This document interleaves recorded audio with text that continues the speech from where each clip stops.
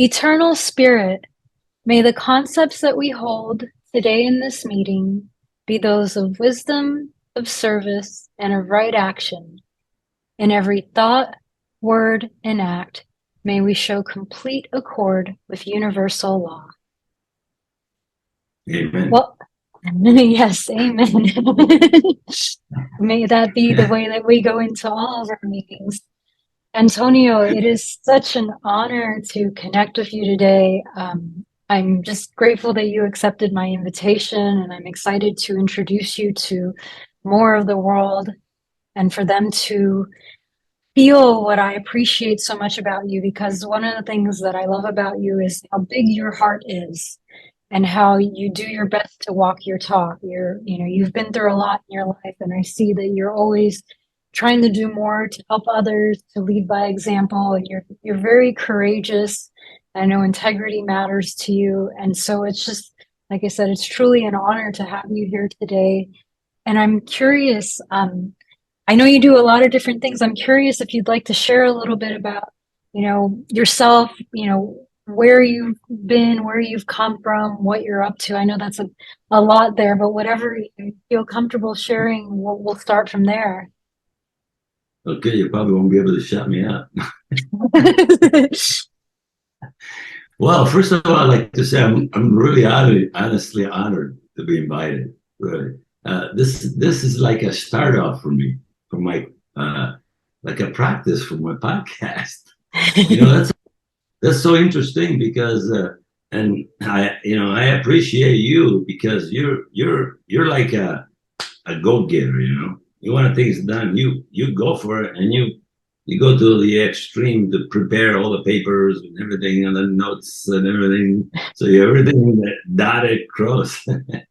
So nothing goes wrong. I'm like wild and crazy. So sometimes, luckily, I get everything ready. The universe is weird because it kind of.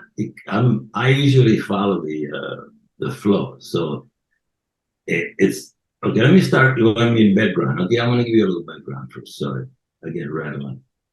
Anyway, thank you again, and this will be a pleasant journey, I hope. Anyway, I was born in a little Sicilian town in the mountains. Okay, about 1,500 people in the town.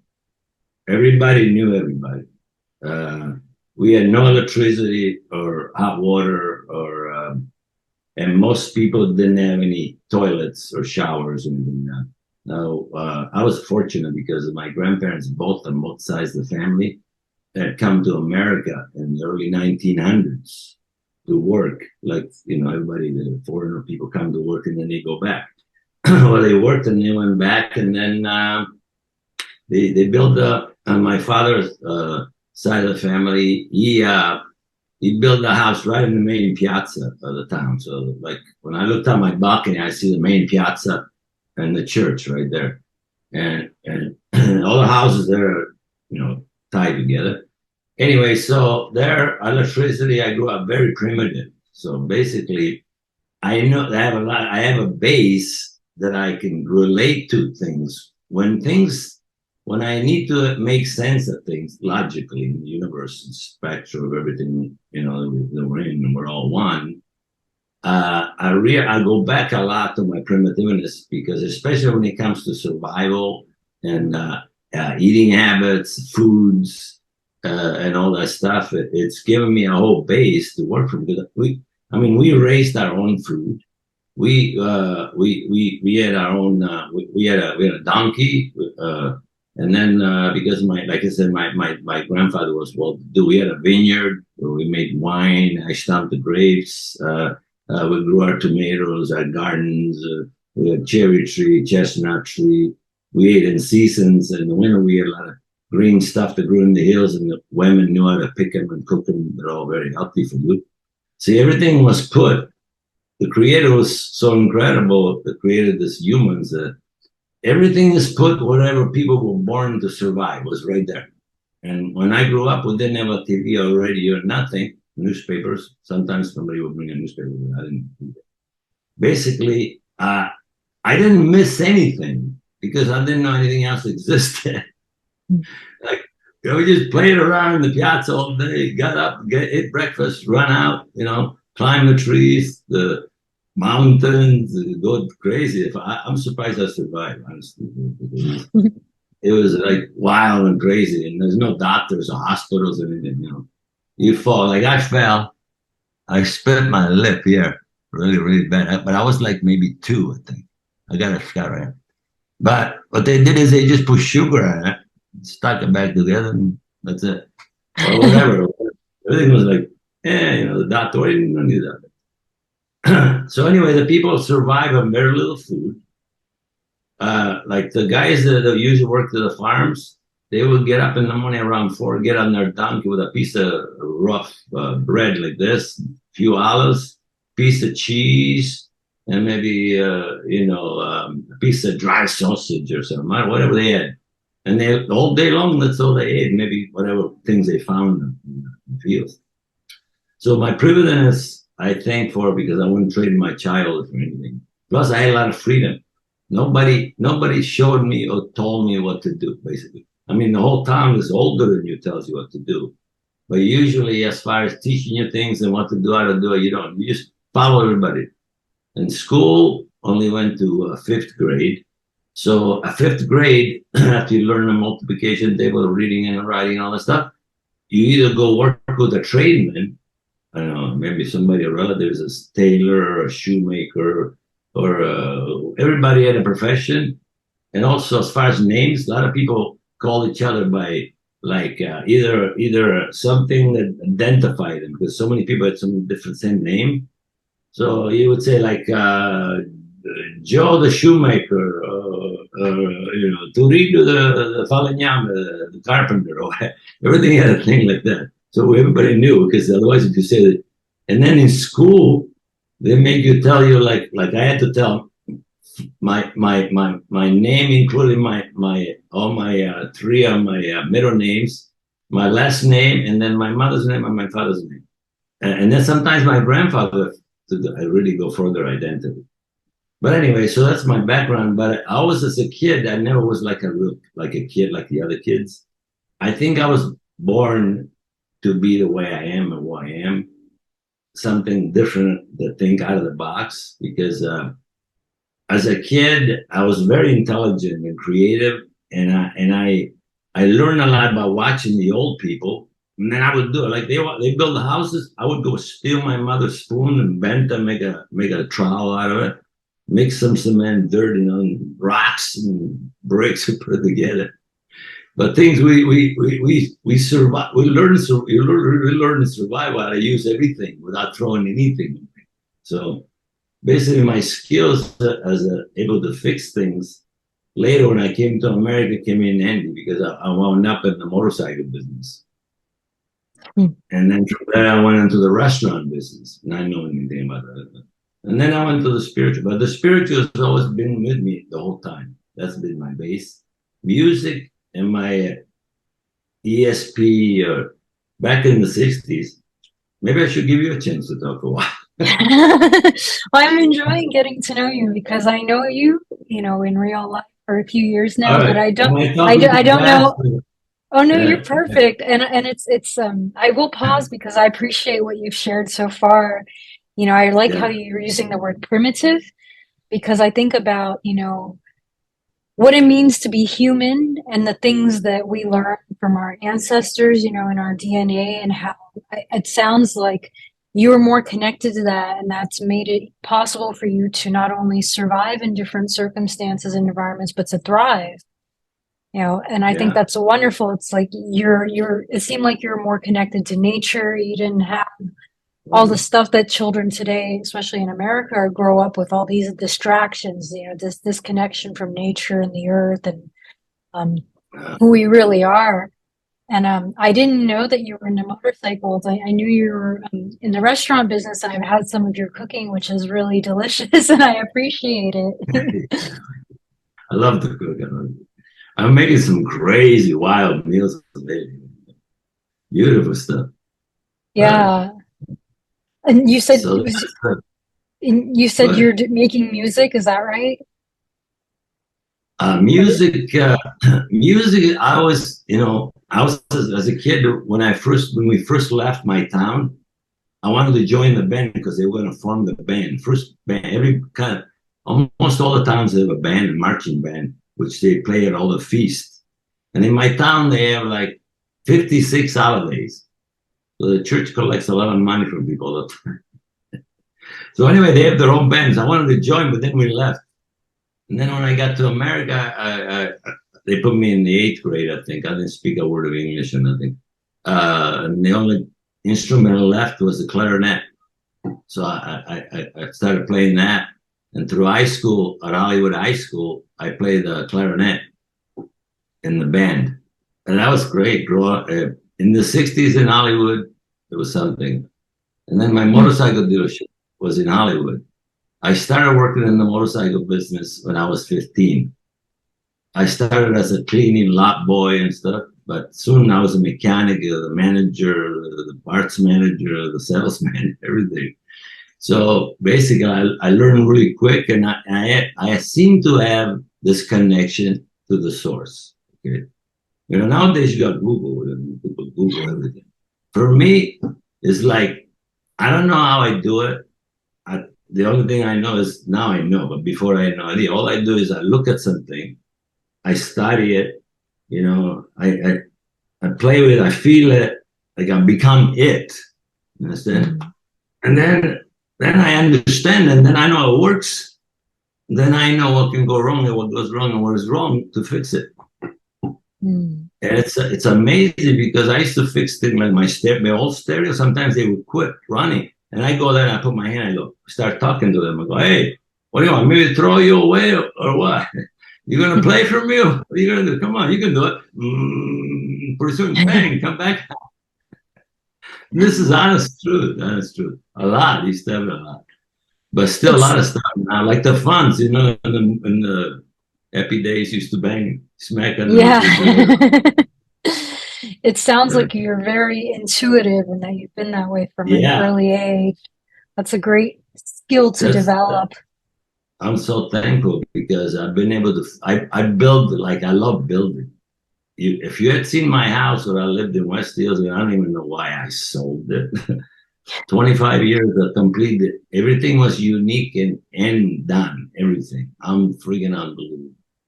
I should just share the movie of it because I even wrote a song for my house. But anyway, I do a lot of crazy stuff that most people do. I like recycling stuff. So I take old stuff. My house was actually a perfection of imperfections, basically. I mean, everybody, if you went there and dissect everything, you find all the imperfection. But if you looked at it, you're like, wow, people go there and go, wow, what, like a museum or something like that. And people come to my house 5, 10 years and they ask, oh, is that new? No, it's been there like 10 years. It's hard to see things, but it was all nice, or like the background here. Nice. Yeah, even now, I mean, I mentioned it before we went recording, but I love your space and what you've created around you, the vibrations, the colors, the energy. It's beautiful and it's very reflective of your personality. I love it. Thank you. Thank you so much. You're very creative. I think that's why we're resident. Is that you have a lot of creativity. You're also very entrepreneurial, and you're also, a go-getter. But I appreciate you distinguishing earlier, like how we have different processes. But I think that it's important for people to recognize that there isn't any right or wrong way, when intuition is leading you. It's about doing what's right for you. And I love that about you. Like I said, you're very courageous and I appreciate that. You do what you believe is right. Yes. I have no fears at all. Never. So Antonio, I want to share a story about I think it was the second time we met. We were in a class together learning about hypnosis and autosuggestion. And I had been in that class probably 4 or 5 times before you took it for your first time. And there was an exercise that I had never done, which you were so excited to do. And you went home, you filmed yourself and you put it on YouTube. And I was just like, wow, I want what he has, because the exercise was you numbed your hand just using your Yeah, mind, and you stuck a right, needle through it, and there was right, no pain, exactly. and you pulled it out, Yeah, and there was no bad after effects. And I was just blown away because here I am in my mind, still resisting. And it was like, okay, I can learn from him because uh, we all have something we can learn I from each other. appreciate it, but for me, it's like I always had this idea: if somebody else can do it, I can do it. I mean, nowadays when you talk about electronics and stuff, parts, computers, I mean, I have an idea what's wrong, but to fix them, you can't. But any mechanical stuff, electrical, whatever, I zoom right in. My mentor. So what happened? My spiritual path has really started when I was young. I used to have like dreams that would come true, visions that would come true. I could hear my grandmother fighting with my aunt in the middle of the night in their houses. I could hear my grandmother screaming at the nurses at the hospital in Sicily in the middle of the night. And I wanted to throw away. What the heck? No, like it's really weird when you have this stuff. And then, like when I had my motorcycle shop, I took a psychic development class one year. It was like for a month, and we took like a psychometry, remote viewing, handwriting, a few other things. And boy, my stuff was like when I was in it, my stuff was like I was like reading people's objects and doing all kinds of just I never done it before, but you just gotta trust. It's a thing. Yeah, you connect. What happens is okay. All of our problems come from the mind. Okay, I 85 appreciate. percent. Oh, go ahead. That's it. 85% of the physical problems, including ailments, disease, and all that, come from the mind. I know this. I've proven it. Because I don't know if you know that book from Louise A.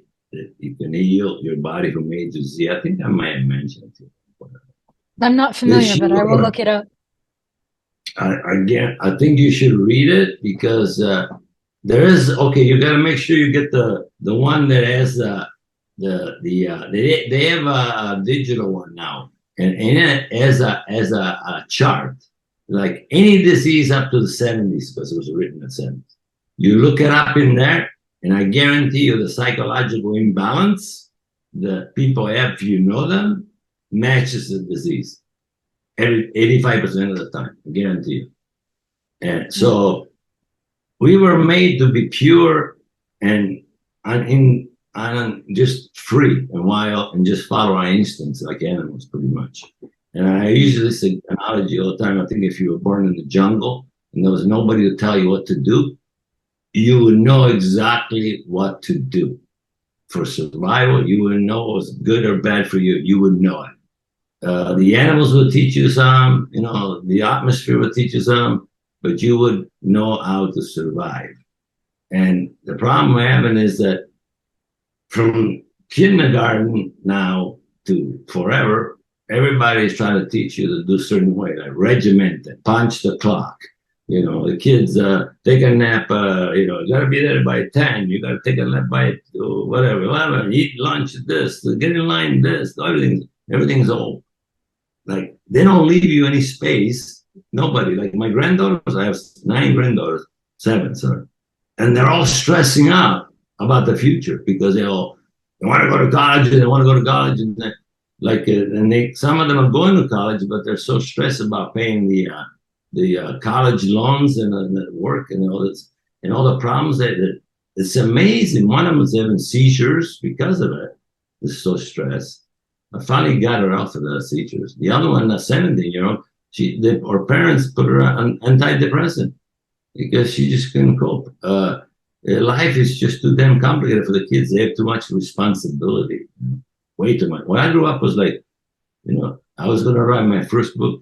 The name was "I'm Glad My Parents Never Taught Me Anything," because I had to learn it all by myself. Really, honestly, they never did. I mean, they did, but they didn't. Over there was like, like I told you, a little town. You wake up in the morning, you eat your cafe latte.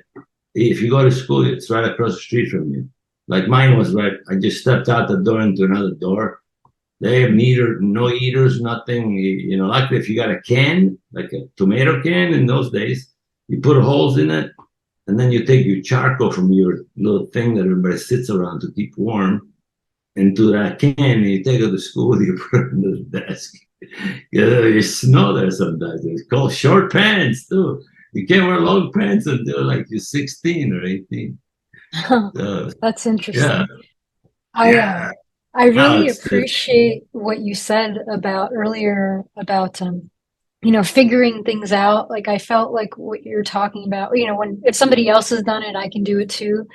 Like whenever I'm yeah, going through a challenging time in my life, I remember there's just one consciousness everywhere, one spirit everywhere, whatever you want to call it. right, And right, it's got all the answers and all the experiences are there. And I just need to tap right. into that. And that's such a great reminder because I don't Yeah. always remember that, but I try to, do that. And then For I me now, also, it seems yeah, automatic. you For me what? now, it seems automatic. For me, it's like automatic. Mm. I don't. When I have to use the brain, I stress out. Like if I have a Yeah. deadline, stress me out because I usually do it on time, but but I don't know why. At the last minute, it's always That's such a great point because a lot of times we don't think correctly, and when we start thinking, we don't get to what we really want. It's it's like you're yeah, talking about. I don't know if this is the right way to paraphrase it, but it's like there's this connection to nature that you experience, and if you put somebody out in the jungle, versus like when you're in an urban area, there's a lot more like vibrations, more distractions. I don't know if this is the right way to phrase it, but it's not as easy to get clear answers because we forget, who we are, what we're capable of, what we're a part of, what we have access to, because we're in our heads versus like feeling in our bodies. Would you say that's kind of what you're talking about? yeah, exactly. We're in our heads. That's the key right there. In fact, in acting, when I was taking acting, that's a key word they use when you go to your head, the audience can see that you changed your character. You weren't in your character anymore. That's why you Mhm. can't go to your head. If you go to your head, you automatically lost the whole energy of the character because you're thinking. So Yeah. basically, the way I look at it is this way: we grow up with a pure, empty brain. I don't know if I share with you. I have a theory, a whole theory that I put together about 15 years ago, and I presented my first version of it on a cruise ship to Mexico with the Institute of Noetic Science. And I presented this. What I came up with, see, the way I started the spiritual road, I knew something was weird, but I didn't know what it was going on. But I was like, I just come from Italy about, I was like 17, maybe a year and a half. I spoke broken English and all that. My sister had gone to beauty school and got a license, and she was a hairdresser. So I went to get my haircut at her beauty shop, and she was busy. So her assistant, young girl, said about my age, said, "Hey, I'll cut your hair." I go, "Okay." I didn't know you're supposed to have a license. So I sit in the chair, and my broken English. She's asking me questions, and then she asked me where I was born, what time I was born. I said, "I don't know what time I was born." My dad was late declaring us all the time. So my brothers, we don't know what day he was born because I think my dad lies so he could get a bonus. But anyway, where was I born? And approximately at what time, approximately what day and year. I give her the information. And then about a week later, my sister comes home with this 7-page handwritten on both sides of like an astrological chart. And I get it. And I'm start reading this thing. I'm reading. I'm going, man, this is impossible. This is impossible. There's no way she can know this stuff about me. This is crazy. There's something, I don't know what my sister got those stuff that nobody knew that she was telling me. And I go, whoa, this is nuts. So then after that, in those days was about psychosomatic, mind over matter.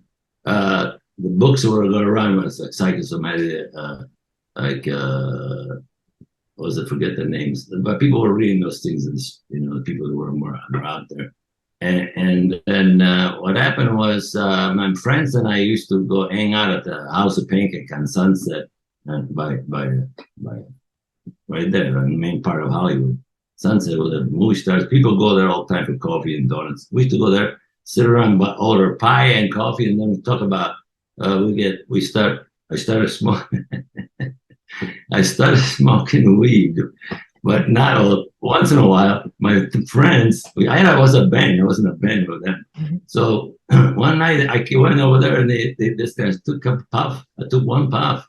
Then I stood in the chair, and they started playing "Light My Fire" thing. And then I don't know, man. And then my friends, start talking about driving a car, Mulholland Drive, and I'm like, all of a sudden, I'm like in the car, going like this. And then they hit one of these spinning wheels on the door, those endless things spiral. I'm looking at that. I was like, God, man. But just one little thing, man. But then after that, I was able to elevate myself off the bed. I mean, I left my body, and I was watching myself laying on the bed. It was really weird. I mean, those days were big. So then I realized that after what she told me, and we were talking about Jesus, about different things, the power of the mind was about the power of the mind. People were saying we only use 12% of the brain and all that stuff, right? And then I came up with an idea that Jesus was so powerful because he was able to use 100% of his brain. That's what I thought at the time. So I go, what a man! This is pretty cool. If Jesus can do it, well, why can't anybody else do it? So I decided I was gonna go inside my brain, and the 12% I understood, but the rest, what the hell's there? So I figured out a way somehow in my visions to climb over the wall and go inside and look. And I went in there, and I'm seeing like all this space with this, like basically blank canvas ready to be painted, pretty much. So from then we go, okay, Jesus was born. I said, okay, Jesus, Mary and Joseph had an affair out of wedlock. They had to run away because she was pregnant. If she was pregnant out of wedlock, they would have stoned her to death. Possibility. I know it sounds crazy. So they took the donkey and they went off somewhere until Jesus was born. And if it was planned, then it was perfect. Understand? If it was arranged, like synchronicities in the universe can arrange all this crazy stuff beyond belief sometimes. For me, the things to happen for me to get what I need or want is like freaking unbelievable. I don't know how that can happen, but it happens. I honestly, I swear to you. You must be good at concentrating. Well, my mind is able to dissect things and put, like, I can go into something I'm building, and I know what then all the steps are to get there before I start. Very rarely does it not work. Very rarely, most of the time it does. But anyway, so if Jesus was born at the right time, right place, he was able to absorb 100% of the energy of the. You see this painting right there? Yes. With the hourglass. What is it? Yeah, the hourglass. Yes, I see that. Yep. Over there. Yes. Okay. That's the painting that goes with my presentation. That shows on the top, I put like God and the energy of everything, and then it's got all the planets around it. You see it? But actually, that's all around the Earth. And then in the middle is like a spool, the white thing, the little white thing there. Wish I had my pointer. Anyway, that's like what I think is like the black hole where the ethereal energy meets the Earth's energy. See it? Anyway. Yeah, that's pretty neat that you have all these symbolic things in your room here. It's right there. So I painted that. So basically what happens here is whatever is in the universe, all the way around here, right, is everywhere. What is God? Everywhere, right? Or the creator. So anything that you think feel, touch, everything goes into the atmosphere. So anybody can pick it up. So basically, when a baby's born right here as a baby, and this is the earth, the energy leaves, comes down, or comes around, or whatever, to the breath, into the baby. When the baby takes his first breath, boom, the baby's connected to the source. Like your cell phone, you get out of the box, you turn it on, right there. That baby's connected to the source until its last breath. And that's our connection to everybody. It's the breath, the air that we breathe is our connection to everybody. Mm. And not only in the air that we breathe is our connection, it's also the communication system. Not only transmitting radio waves and all this whatever, everything there is and there is to know is here right now. If I had a TV, I could turn on probably 500 channels. But I can't see it, you know. So but all those frequencies are going through you all the time. Yeah, all the time, all the time. You just have to have the right mechanism to receive them. And we can develop ourselves, but we create technology which helps us, like the TV, as you mentioned. Exactly like that. So going back in time when we used to have the TV with the channels and the different channels, let's say before I told you connect to Zoom, I connect to the source. Well, before for me, all I had to do is think of what I was doing, immediately would connect me to a help site that's going to show me what to do. You understand that point? In other words, you could go Google, how do I make my coffee or fix this or whatever, and 20, 30,000 people will tell you how to do it. And usually there's a real good answer to that. See, I think if you have a direct... Well, I think if you have a direct connection to source, you're going to get a better answer than Google will give you, and quicker even. I understand, because I see a lot of times on YouTube where 3 different people, one guy can tell you in 1 minute, some guy holds you 6 minutes, and at the end you don't know what to do. But so basically, we're all connected to the same source, okay? So the same source is what I breathe, I breathe. What I'm thinking, you can pick up if we're tuned on the same channel. That is why when somebody invents something on the other side of the world, somebody on this side can invent the same thing. Because once it goes on to the radio waves, if somebody is able to tune to the frequency, they can pick it up. Okay, you see like people like Bill Gates and Steve Jobs, the computer guys, the big people, Elon Musk, those guys. See, they have everybody's got like a soul thing that they connect to usually. Like the substation, like the chakras of the body, or the substations that communicate to all the other parts of the body. Well, for us, the planets, what the planets do is this. As in the atmosphere, the planets and the houses and all this stuff in astrology, what they do is when the baby's born, before the baby gets the program, I don't know if you ever done an astrology chart, but if you get it done, you will see in there, it talks about certain profession that a person will be better at. Have you ever seen that? I have, yes.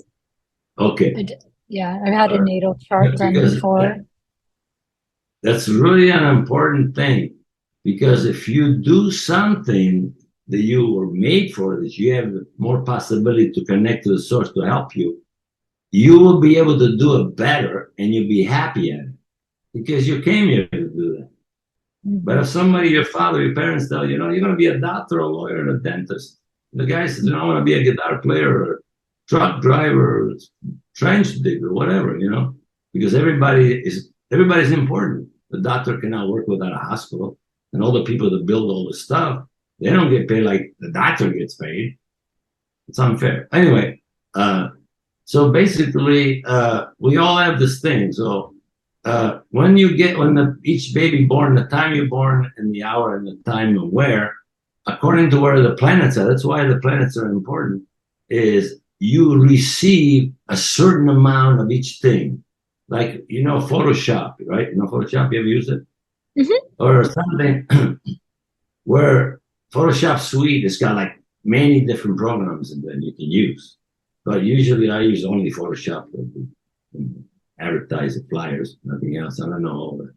So basically, the program that's inside of us is helpful to our like even was originally was done for survival because you still have to have the tradesmen, in the old days, I mean, they made the tools, whatever stuff. They always had the tradesmen, and they always had the psychic people, and they had the soothsayers, and they had the people, the healers, and all societies have had that. The potions, the women, everything. Everybody had a part to play in it.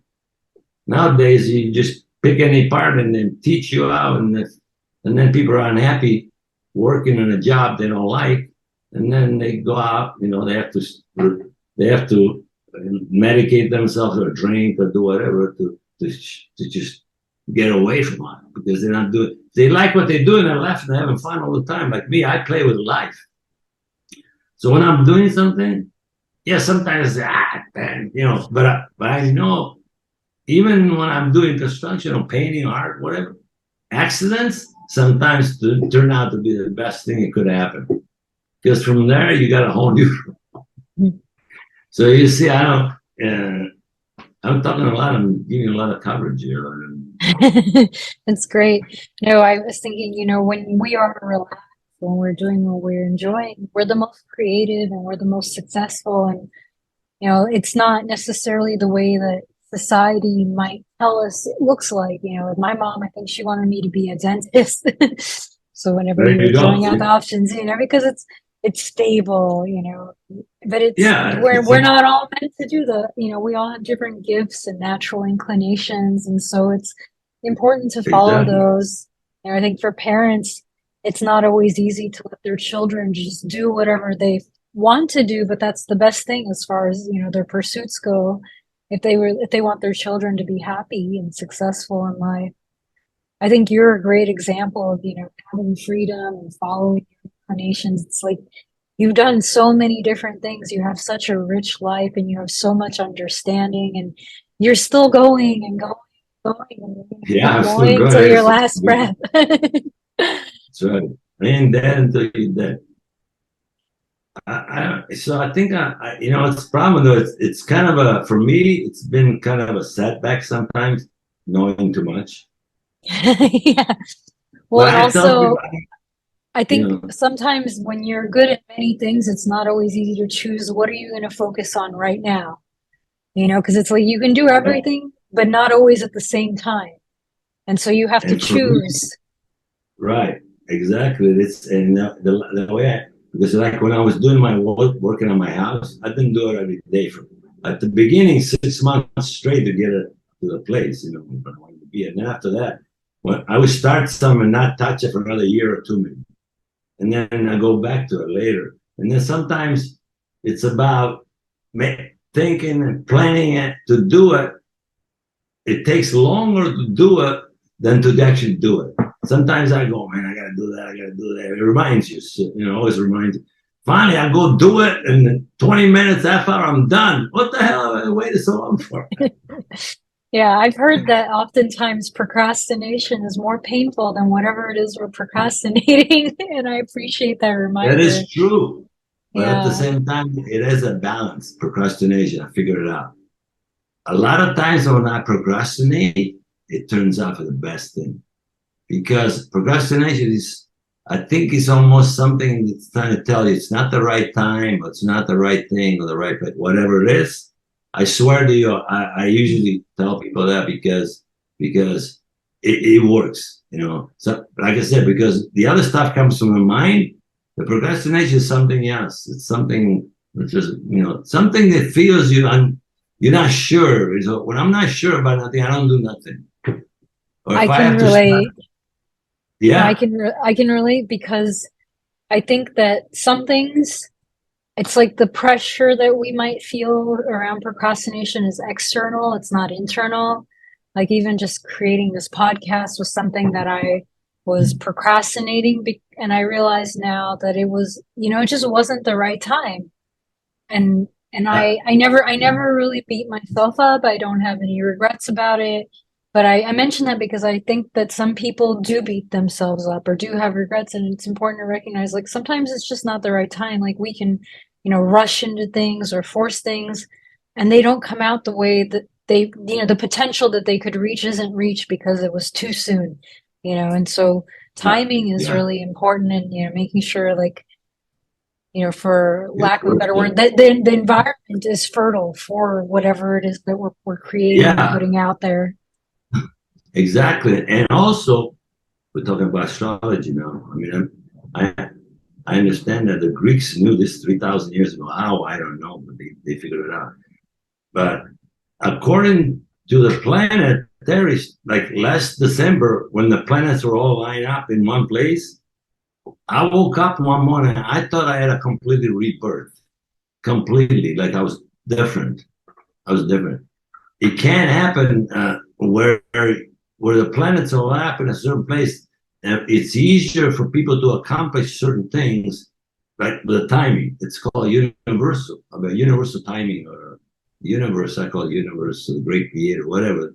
It's got a universal timing, which has nothing to do with our clock.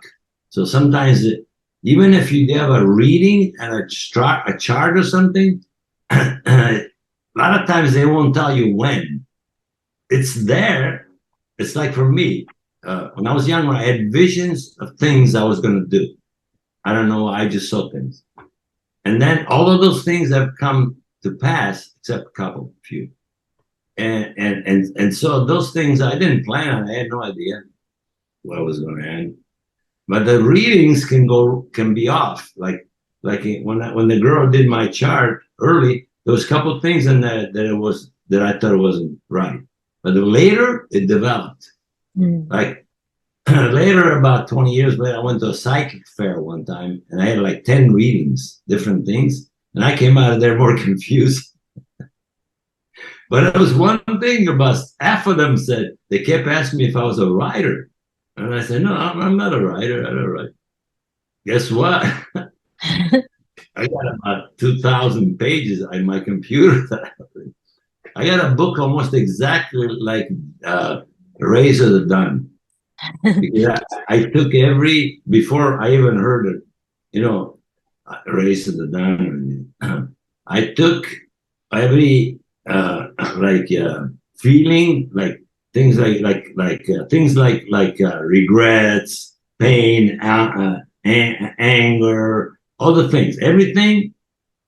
Okay, and I figure out a way to resolve it so you don't have to. For regrets, the first thing that they hurt you really bad. Regrets.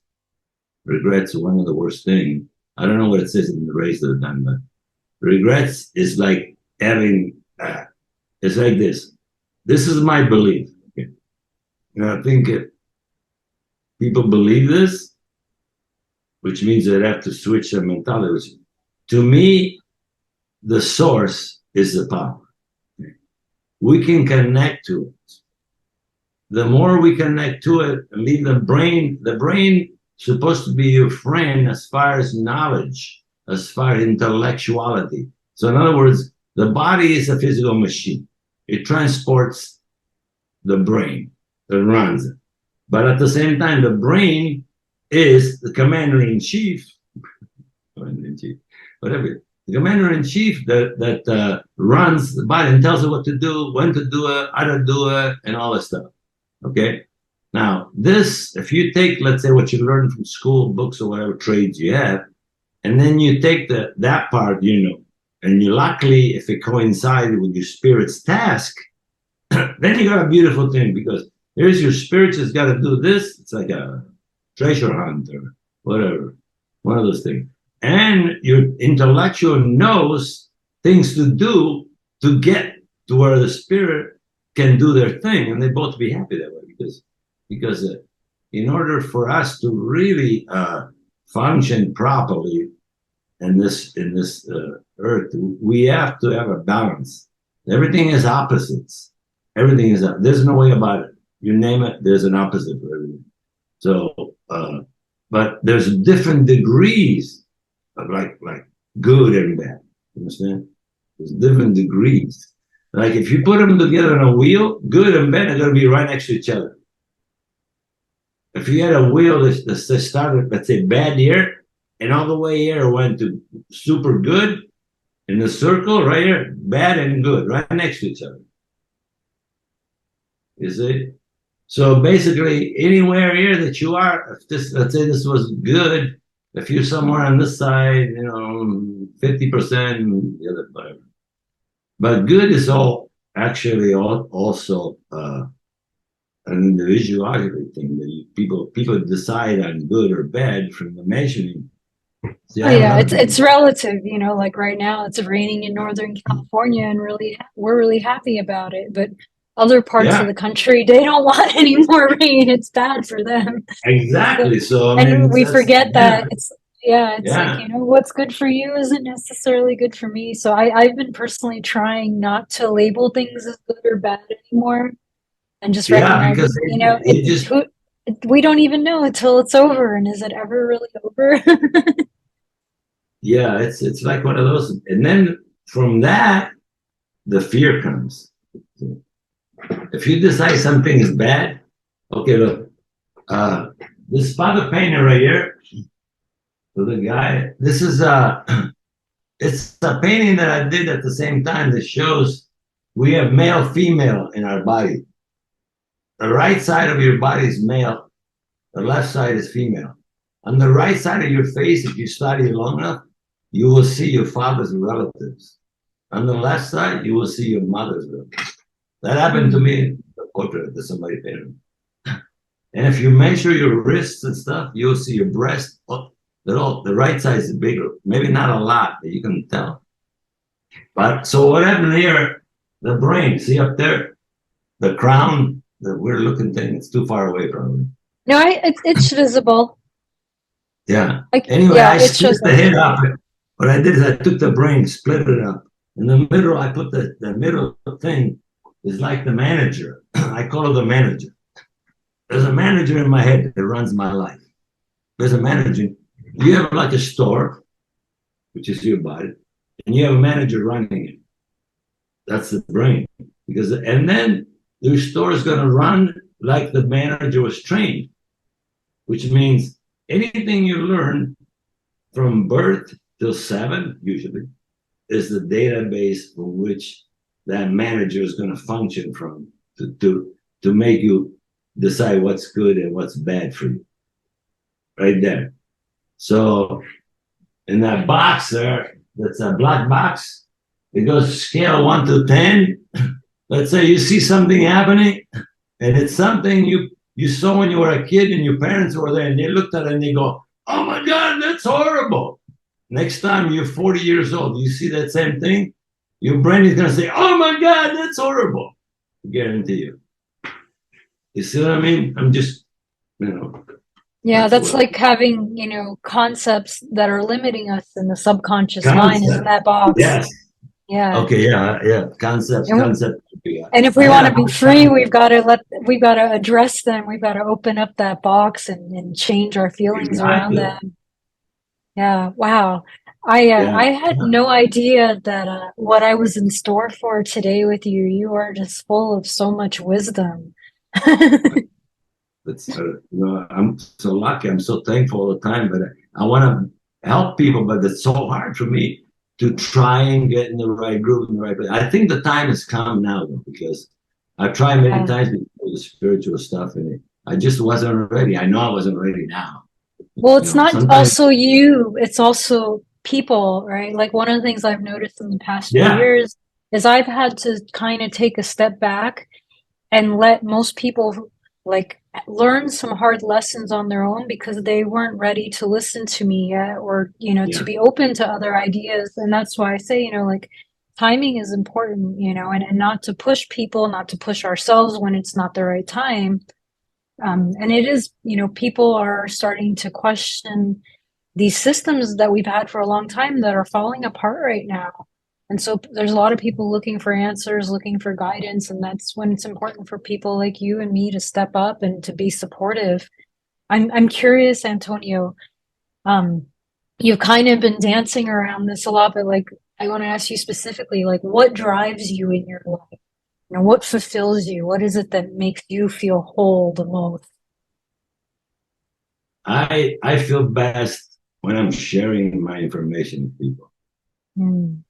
I feel best because I feel like each one of us has a task, and my task has always been to help the underprivileged people and help people live a better life by just changing the concepts, basically. From you grow up. I mean, there's so much that happens that people don't realize that can mess a kid up for life. Even stupid little things like locking your car, and the kid is in it, and maybe the mom starts freaking out outside, and it's too hot and whatever. And the kid then someday, every time, nightmares, whatever, all this stuff comes. Anyway, so basically, we have to look at life like I look at it this way: everything that happens in my world happens for a good reason. I don't question it anymore because when I've done it before, it kicked my ass a few times. Okay, so the universe does that to you. If you don't listen and you think you know it, but you're not following it, the universe knows. So it's going to start throwing stuff at me, which happens to be my next theory of the 7 year cycles that we live in. I mean, you heard of the 7 year hitch, right? Yes, and I know every 7 years it's like we have a completely new physical body. Exactly. The body every 7 years renews itself completely, the whole body. Everything, seven is a magic number. Okay. My theory is this. I started by the 7 year itch and I figured, okay, so then I went back in my life. If you go back in your life, you go back to the age of 7, okay? And it doesn't have to be exactly on a number, okay? Like it could be from 6 to 7.5, or from 13 to 14.5, whatever, and every 7 years. In that time, there's called what I call window of opportunity, okay? And the window of opportunity is this.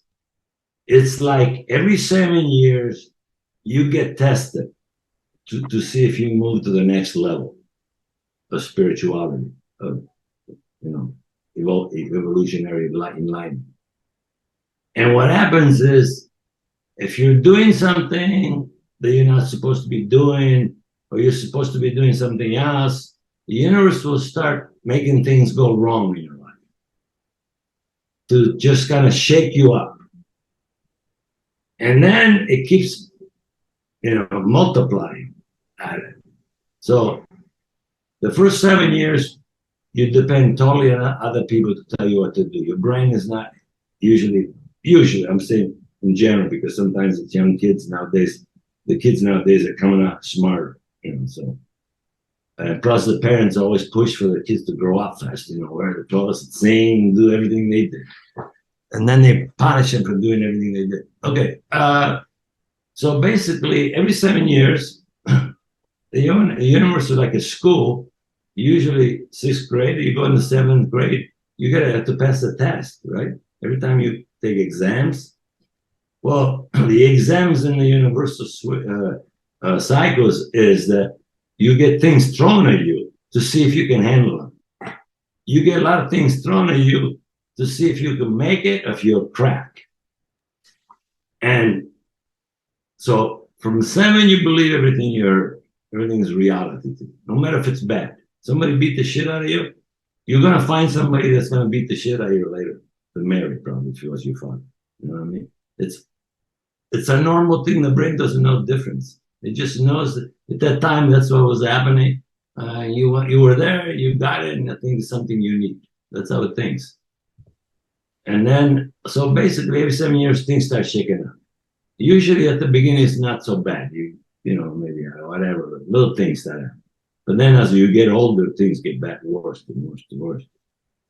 So basically, from 1 to 7, you absorb everything, right? 7 to 14, you start at about 7, the rationalized thinking brain starts coming in. And all of a sudden, it starts to compare things you learn with things you're learning now, being in school and being with other people away from your parents and your normal environment when you were a kid. These people are doing other things that may not fit what you grew up with. So it's going to seem weird what they do to you because they're doing something that's normal for them, but it's not normal for you. So pretty soon the brain gets confused and it has to figure out a happy medium somewhere to either accept what's happening or not. But that box there is what contains it.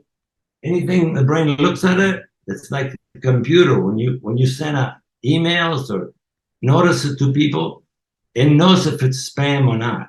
So if you get something and the computer thinks it's spam, the spirit is sending you a message like gut feeling that's strange that says you got to do something, you don't do it.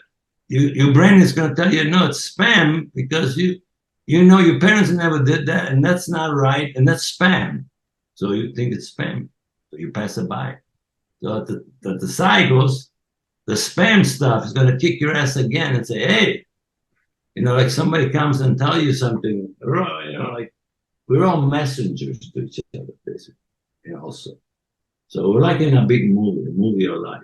Sometimes we're stars, sometimes we're co-stars, sometimes we're background, sometimes we're whatever. Every part of the movie, like you watch a movie, everybody in that movie is paid and it does exactly what it's told to do. The director says, action! And everybody does the thing 20, 30 times back and forth, walking, pick up this, put it there, pick up that.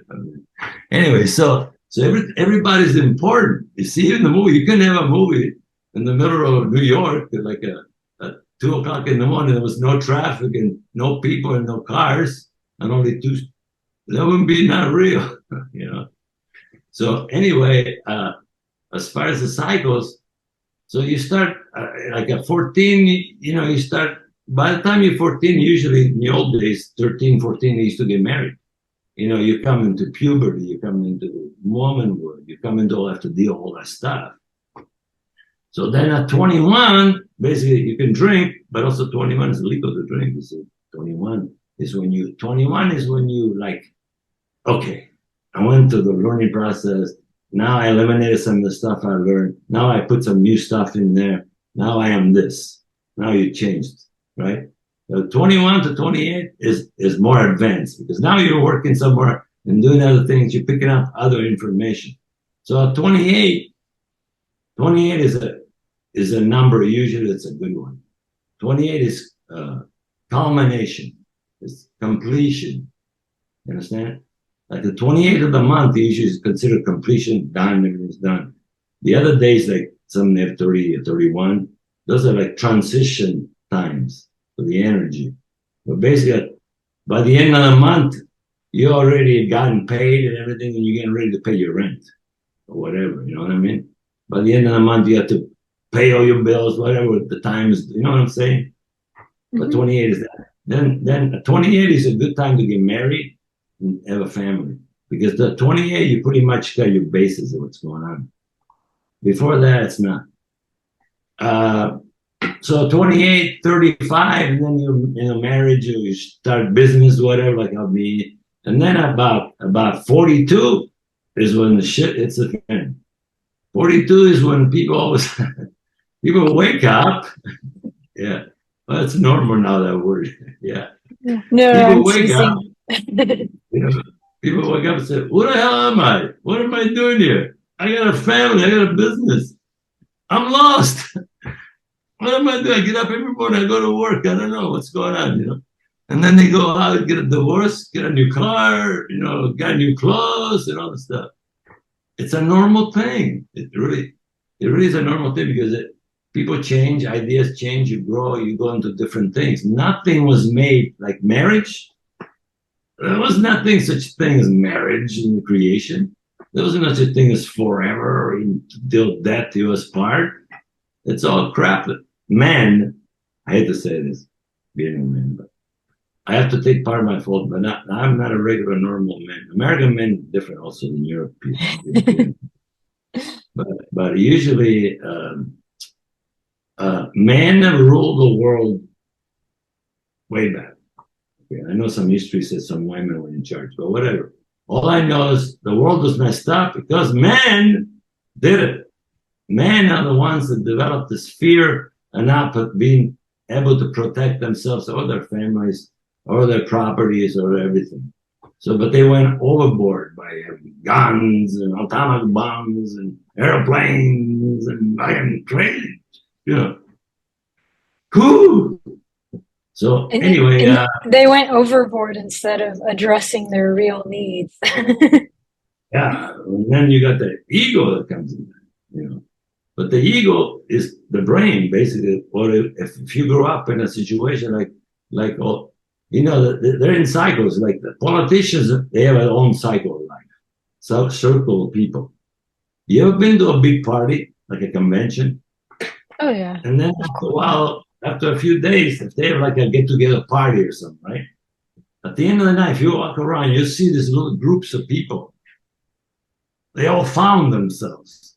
And because they all kind of relate to the same things, you know? There's the thing, the connection that happens with everybody because you connect to your soul group, the people that relate with you.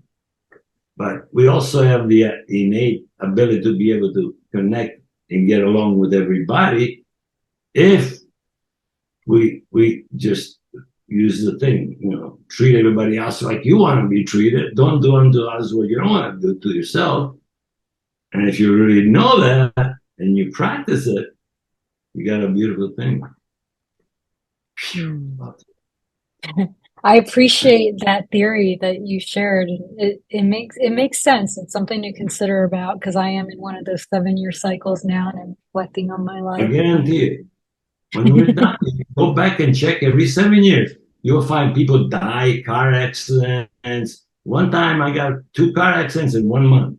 My son went into his fever went up so high, he went to like a convulsion in the middle of the night. Man, it was scary as that. And then I think, oh man, my business thing not going because, like I said, I was unhappy. Okay, I was unhappy with what I was doing, and I needed to make a change. Okay, but I kept procrastinating because I didn't want to hurt anybody. I was in a marriage I didn't want to be. I was like lost, and I couldn't leave. Every time I tried to leave, one of the kids was sick. Was Christmas? Was happy birthday? This was a New Year, whatever. You know, I stuck there. Finally got to the point I was on tranquilizers. Business, family, bills, and all that crazy shit. My wife was nuts. She spent more money than I could ever make. Not that. Anyway, so finally, you know, I started like taking. My father died of a massive heart out of nowhere. All of a sudden, I didn't know my dad really well because he was gone a lot when I grew up. I knew he was, you know, I didn't. There was nothing wrong. It's just the way it was done. But then when I start to know him, who he really was, and not what my mother said he was, then he dies. I mean, boom, like that, man. It just freaked me out because I couldn't. My only regret in life is that I didn't have a chance to be able to talk to my dad as a grown-up adult and share information. That's the only thing. Other than that, I have no regrets at all. Zero. Because everything happens the way it's supposed to, sent by the creator, because you need it at the time, whether you like it or not. This, I guarantee you, and if you have that faith in your creator, nothing can ever hurt you. No matter what comes to you, because not only is the creator good, the creator also sends you a solution in the problem. Every problem has a solution in it. You just got to find it. But if you freak out, and you let the mind go nuts, pretty soon you got hysterics and you got a, you know, drama, or all these people was doing. So, well, so yeah, the cycles are definitely, and then see when you have to get to evolve like the masters like Buddha or Jesus or whatever all the masters have been before us. The way they got there was the same way, but they were born special, picked. Everybody's special picked for certain things. And then they send you the help along with it to help you go where you got to go. But if the brain gets in the way, that's trouble. That's when the person is unhappy because the brain says, no, this Gestapo, they taught you this way. You got to do it this way. So, Antonio, what are, do you have a technique or approach that you use for getting the brain out of the way? Yeah. Would you mind sharing with us? With me and Yeah, I whoever's know tuning some in? people are not going to like it, and I've debated this for a long time. Um, people meditate like this. Meditation. Okay, meditation is a way. Okay, for sure. Then again, which a lot of people get scared about meditation word. The word meditation scares them. They think it's some guy like this for hours. But I can tell you this. I am a fan of cannabis. Of what? Oh, cannabis? Cannabis. Because I truly, honestly believe that cannabis is a natural enhancer of turning off the thinking mind and opening up the creativity mind. This, I guarantee, if it's properly used and not abused, and it's also safe because it can't kill you. Nobody's ever died from it. You can Google everything you want on it. Nowadays, though, it's getting bad because they're mixing a lot of stuff, infusing stuff. You got to be careful. Yeah, and You it's get a some. lot more potent than it used to Oh be. The yeah, and some stuff I concentrations don't are even touch insane. that. Okay, I gotta tell you, I have a very sensitive body, so for me, it takes only very little. Okay, if I want to meditate, I'm stressed out, whatever. One puff, I sit in the chair, turn on my soft music, turn off my phone. 20 minutes later, I'm brand new. Trust It's a me, reset. it works every time because every time I sit here for 4 hours and I go. But by the way, this to me is not fully relaxing because you have to use your mind to hold your finger. When you meditate, your mind is supposed to be free, no thinking. And a lot of exercise that people do, meditation work, they follow the instructor, and that's not really meditating. So I basic like thing I like to meditate usually laying down mask on, either in bed or on the couch, but try to make it to bed and yeah, maybe you can do listen it to some anywhere. sounds. Yeah. Yeah. You want to listen to either sounds, they have no words. You want music, like there's a lot of meditation music on all these channels now. You can say play meditation music, spa music, any of those. All this, everybody has that, no commercials. You turn that on, turn off your phone. And then the main thing about meditation is this. You gotta stop your mind from thinking. Okay? Because it's almost impossible to do too. It's like 18 seconds, I think I heard statistics that you can't stop in one 18 seconds. Okay, so the main thing is you have to have something else to focus on when you meditate. Okay, I learned this exercise about meditation from my mentor when I was in the 80s after I sold my motorcycle dealership. I took off for 3 years, a retired kind of semi-retired. Started searching for me and what's going on in life. And more stuff was coming to me, multiplying like crazy, man. And then I met this mentor from Russia. He came here to teach. He was the creative director of the Michael Chekhov Institute in Moscow. So he was somebody up there. And he studied with the Tibetan monks for like in the Himalayas 2 years. And that guy, when he was here, I met him and I wasn't working, so I started drawing him around and became friends. But he spoke a little bit of English so we can communicate. But he was such an amazing person. He was like very muscular, but he didn't exercise. Only isometrics. Only isometrics. That's all he would do. He could kick your head off before you blink your eye, man. He could kick the ceiling. I swear, I watched him jump on my waterbed, and the waterbed didn't move. I'm like, what? Then I saw him standing on the scale, and his weight changed. I'm going, damn, this is. And Wow. then I used to drive him nuts because I'm the kind of person that wants to know something now. But he wouldn't answer me. Like I asked him a question, he knew I didn't.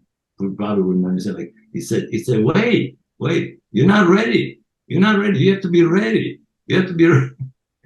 He was right, man. He said to me one time, he said, listen, uh, uh, when when you see the light of the sound, and hear the color, and hear and hear the sound of the light. When you hear the sound of the light and see the color of sound, then you're there. I go, what? I saw it. It was right. It was right.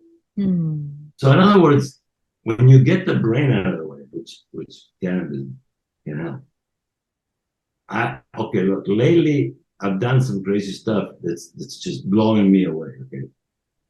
Just a month ago, I was laying in my bed, and across the street lives a family, and the father's got a motorcycle. Okay. At 5 a.m., he usually goes to work. Now, this one morning, about 2 months ago, I woke up early. I was awake already when he started his motorcycle. And then he started his motorcycle, and I could hear boom, boom, boom, boom, with the loud pipe on. It didn't bother me anymore. I'm a motorcycle guy, so I know it. That's interesting also, because being a motorcycle guy, I was able to connect to this thing easier. Because what happened is he started his bike, and then he didn't get on to leave. I guess he had to go get some in the house, right? So I'm sitting there listening to the bike, and it's running more than normal.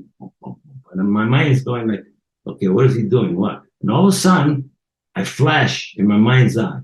I see a hologram of a person walking, moving.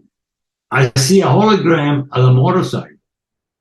As the hologram walks to the motorcycle, the sound changed. Even though it was hologram, somehow his body was blocking the sound like a speaker. If you stand in front of the speaker, the sound changed. Then when he got straddled his leg over the bike, the sound changed again, and I could see him and the motorcycle hologram. They kind of melted together into one. And then when he grabbed the handlebars, I could see that he did like this to lift up the bike to put the stand down. I knew exactly what he's doing. The sound was changing, dude, which was mind blowing me, man. And then he got on it, and he never touched the throttle the whole time, accelerated until he got on it, turned it, then he took off. But until I saw everything. Whoa! Right. And then a couple of things like I dreamt that I was doing something, and I hurt my finger here, right? The next day I was cooking lunch with my knife, and I'm doing pow, cut myself right there, man. I saw it exactly the way I saw it the night before. But there's things that, see, I trusted because I had a lot of, and then when I had communication with spirits that give me messages that I don't even know these people, but I was trying to get information, and they showed me about heaven. There's no heaven or hell, nothing. There's nothing. When we die, there's nothing. Absolutely nothing. There's no senses in the body. The body stays behind, so we can burn in hell or whatever they enjoy, paradise or those streets made of gold. Yeah, this vision that I had was so unbelievable. It sounds that way. Huh? That it sounds like incredible. I've had so many incredible stories and experiences that just, I get so excited about little things that happen to me all the time because I'm like, what? It's great though. It's like you have a perpetual zest for life, and that's where your energy comes from. Because, like I said earlier, you just keep going and going, and it's because of this appreciation, this connection that you have with life, this direct relationship you have with Source. It's beautiful.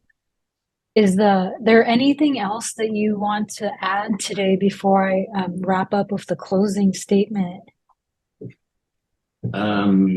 Well, I'll just give you a very simple logic of the way I live my life. Basically, this is what it was meant to be originally, where people work with the light of the sun and rest with the darkness, and the body function much better, man, because it's like animals hibernate sometimes. We need to hibernate. That's why in the wintertime, you go introspect. You're supposed to.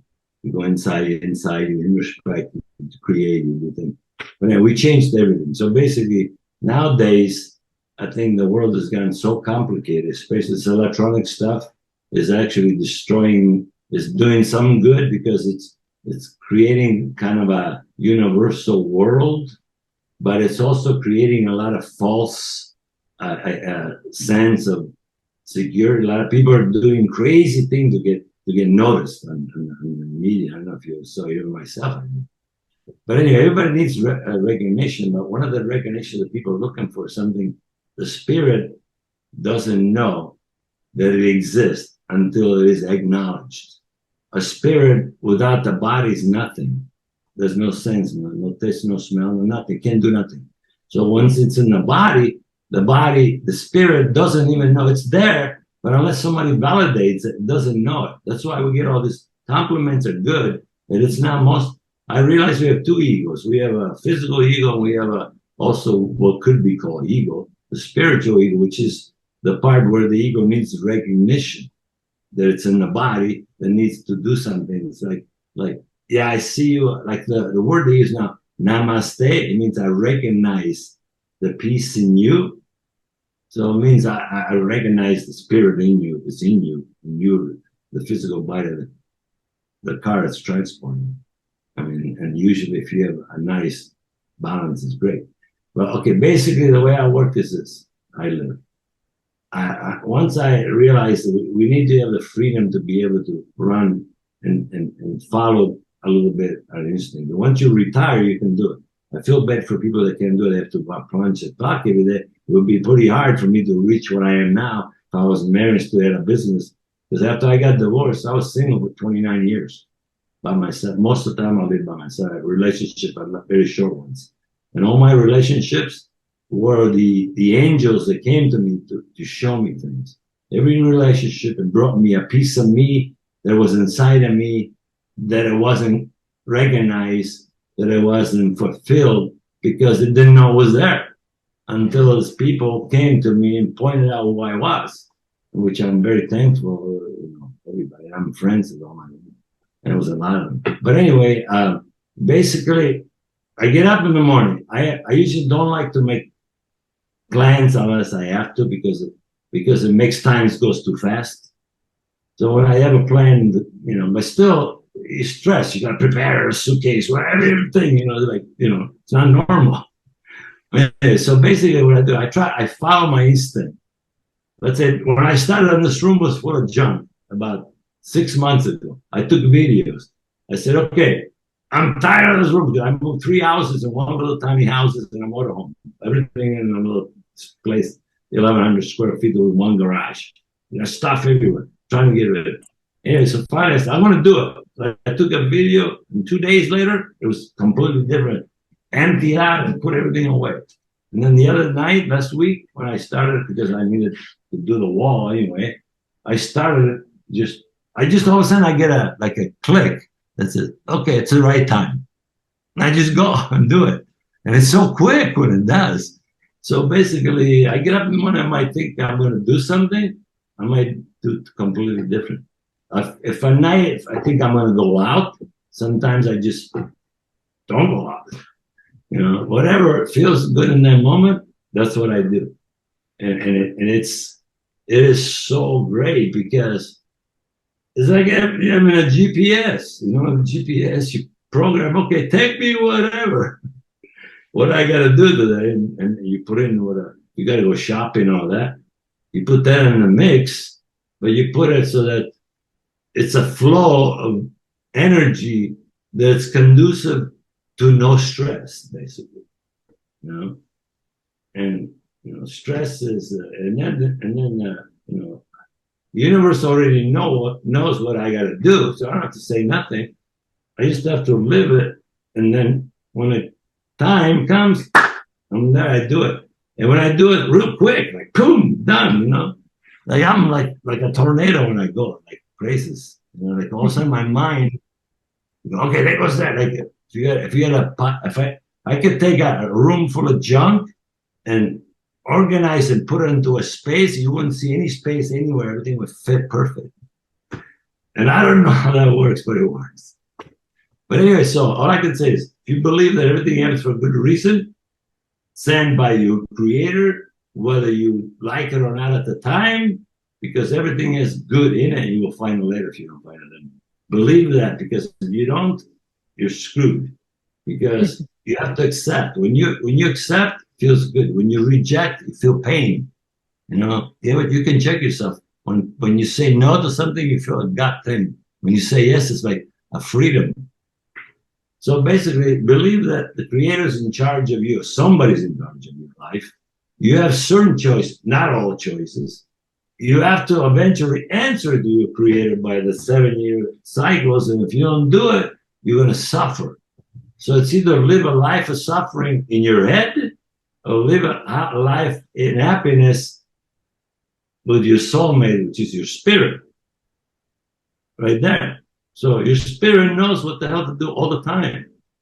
And, she, if you remember, there's a whole story there. I have a whole story where I started to figure out who my female side was. It was my mother's. I observed my mother's poor me when she was a kid, young.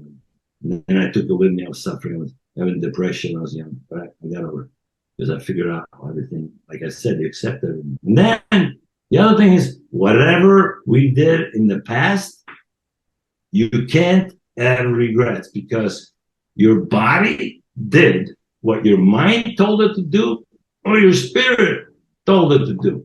Your body just did it. Your body's not physically responsible. That's why punishment does not work on crime. It does not. It never have. It never will be.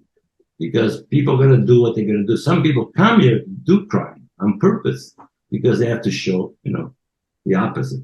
And those people are happy when they do big crime. If they rob a bank, hey, man, I did it. They come. Their friends, they're going to say, yeah, man, that was a great job. You see, that's good, but we think it's bad. But anyway, so basically the universe knows what's going on in your life.